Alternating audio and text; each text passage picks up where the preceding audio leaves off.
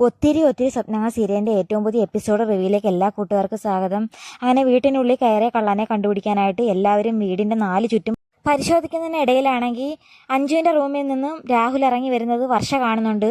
വർഷ അന്നേരം ഒന്ന് ഞെട്ടിപ്പോകുന്നുണ്ട്. എന്നിട്ട് ചോദിക്കുന്നുണ്ട്, ഇത്രയും റിസ്ക് എടുത്ത് ഇങ്ങോട്ട് വരരുതെന്ന് പല പ്രാവശ്യം രാഹുലേട്ടനോട് പറഞ്ഞിട്ടുള്ളതല്ലേ, അത് പറ്റിപ്പോയി, നാളെ ഇവളെ ഞാൻ വിളിച്ചുകൊണ്ട് പോകുമെന്ന് പറയാൻ വേണ്ടി വന്നതാണ്. എന്നാൽ പിന്നെ എല്ലാവരോടും ഇപ്പം തന്നെ തുറന്നു പറഞ്ഞുകൂടെയെന്ന് ചോദിക്കുമ്പം രാഹുൽ പറയുന്നുണ്ട്, അത് വേണ്ട, നാളെ പറഞ്ഞാൽ മതി. ഇപ്പം പറഞ്ഞു കഴിഞ്ഞാൽ മുന്നേ ഞാൻ ഒരുപാട് പ്രാവശ്യം ഇവിടെ വന്നിട്ടുണ്ടെന്ന് ഇവിടെ ഉള്ളവരെല്ലാം തെറ്റിദ്ധരിക്കുമെന്ന് രാഹുൽ പറയുന്നുണ്ട്. എന്നാൽ പിന്നെ നാളെ വന്നാൽ പോരായിരുന്നെന്ന് വർഷ ചോദിക്കുന്ന കേട്ടിട്ട് അഞ്ജു പറയുന്നുണ്ട്. അത് തന്നെ ഞാനും ഇപ്പം പറഞ്ഞുകൊണ്ടിരുന്നതെന്ന് അഞ്ജുവും പറയുന്നുണ്ട്. ആ സമയത്ത് വർഷ പറയുന്നുണ്ട്, ഇക്കണക്കിന് പോവുകയാണെങ്കിൽ നാളെ രാഹുൽ അഞ്ജുവിനെ വീട്ടിലേക്ക് കൊണ്ടു ചെല്ലുമ്പം അവിടെ ഹരിതയോ ആരെങ്കിലും എന്തെങ്കിലും പ്രശ്നം ഉണ്ടാകുമ്പം അവളെ ഇവിടെ കൊണ്ടുവന്നാക്കാൻ സാധ്യതയുണ്ടല്ലെന്ന് വർഷ പറയുന്ന കേട്ടിട്ട് അങ്ങനെയൊന്നും പറയല്ലേന്ന് രാഹുൽ പറയുന്നുണ്ട്. ഈ സമയത്ത് രാഹുൽ പറയുന്നുണ്ട്, എന്നെ ആരും കാണാതെ എങ്ങനെയെങ്കിലും ഒന്ന് പുറത്തിറക്കാൻ സഹായിക്കണമെന്ന് പറയുമ്പം വർഷ പറയുന്നുണ്ട്, ആരും കാണാതെ ഞാൻ അടുക്കള വഴി കൂടെ എങ്ങനെയെങ്കിലും നിങ്ങളെ പുറത്തിറക്കാം എന്നും പറഞ്ഞുകൊണ്ട് വർഷ അടുക്കള വഴി കൂടെ രാഹുലിനെ പുറത്തിറക്കാൻ കൊണ്ടുപോകുന്ന സമയത്താണെങ്കിൽ വിവേക് അവിടെ പരിശോധിക്കാൻ വന്നത് ഒരുമിച്ചായിരുന്നു. വിവേക് അങ്ങനെ വർഷയും രാഹുലിനെയും കാണുമ്പം ഒരുപാട് തെറ്റിദ്ധരിക്കുന്നുണ്ട്.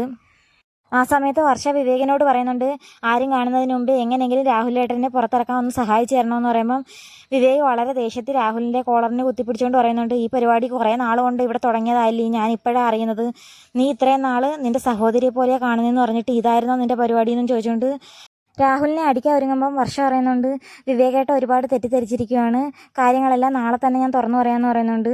അന്നേരം വിവേക് പറയുന്നുണ്ട്, ഞാൻ ഇവനെ എങ്ങനെയെങ്കിലും പുറത്തിറക്കാൻ സഹായിക്കാൻ ഇവനെ ഉദ്ദേശിച്ചിട്ടല്ല, നിനക്ക് ചീത്തപ്പേര് വരരുതെന്നും എന്നും പറഞ്ഞുകൊണ്ട് രാഹുലിനെ വിവേക് കൊണ്ടൊന്ന് ഗേറ്റിൻ്റെ അവിടെ ആക്കുന്നുണ്ട്. അന്നേരം രാഹുൽ നന്ദി പറയുന്നുണ്ട്.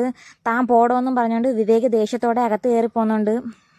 എന്നിട്ട് തിരിച്ചു കയറി വരുന്ന വിവേകിൻ്റെ കയ്യിൽ പിടിച്ചിട്ട് വർഷ പറയുന്നുണ്ട്, എല്ലാ കാര്യങ്ങളും നാളെ തന്നെ തുറന്നു പറയാം, ഒരുപാട് തെറ്റിദ്ധരിച്ചിരിക്കുകയെന്ന് പറയുമ്പം വിവേക് പറയുന്നുണ്ട്, എനിക്ക് നിൻ്റെ മുഖം കാണുന്നത് പോലും ഇപ്പോൾ ഇഷ്ടമല്ലെന്ന് പറഞ്ഞുകൊണ്ട് അകത്ത് കയറി പോകുന്നുണ്ട്.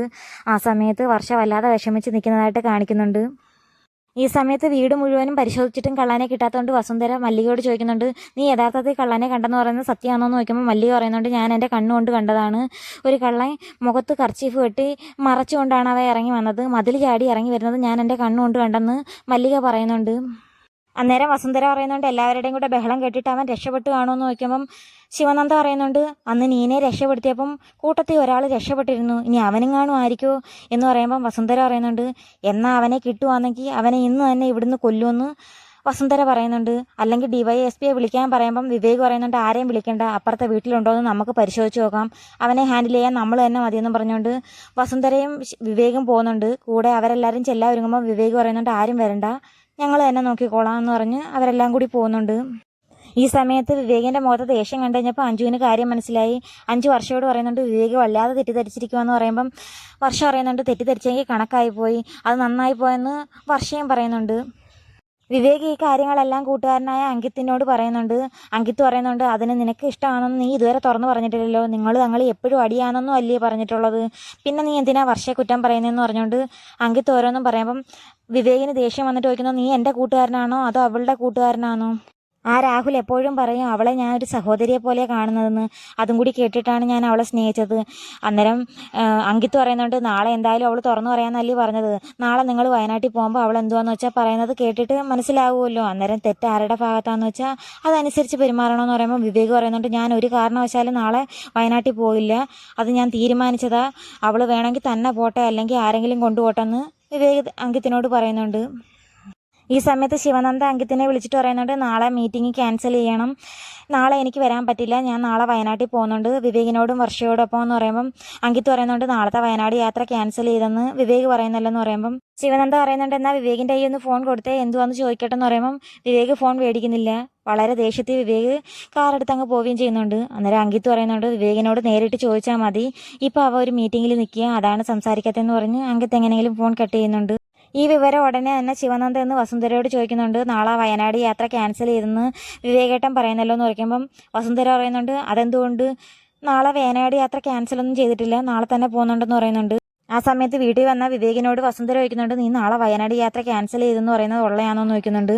ആ സമയത്ത് വിവേക് പറയുന്നുണ്ട്, എനിക്ക് നാളെ വയനാട് പോകാൻ സമയമില്ല, എനിക്ക് വേറെ ഒരു അർജൻറ്റ് കാര്യമുണ്ടെന്ന് പറയുമ്പം നിനക്ക് എന്തോ അർജൻറ്റ് കാര്യം, നിനക്ക് യാതൊരു ജോലിയും കൂലിയും ഇല്ലാത്തതല്ലേന്ന് വസുന്ധര ചോദിക്കുമ്പം അത് കേട്ടിട്ട് വർഷയാണെങ്കിൽ ചിരിക്കുകയും ചെയ്യുന്നുണ്ട്.